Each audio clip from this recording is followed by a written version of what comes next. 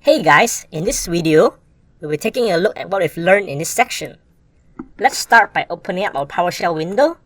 Inside the server directory, type in node server.js. And then, open up ngserve inside our Angular Amazona directory. Minimize the window. Now, let's go to our browser, open up our app. Now, let's go to the registration page.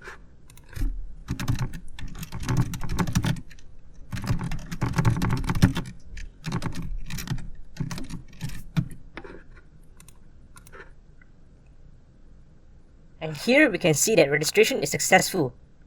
If you go to our server command, you can see the post request has been successful. Now, let's open up our dev console. Go to application. Local storage, we can see our token is stored over here. Now, let's log out, and we can see that the token is cleared. Now, let's log in again.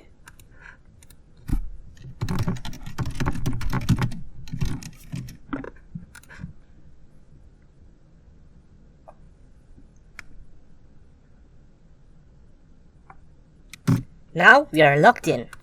Here, we can see that the token is inside the local storage again. In this video, we've seen a demonstration of our login and register function. In the next section, we'll be setting up our profile and address API on the server side.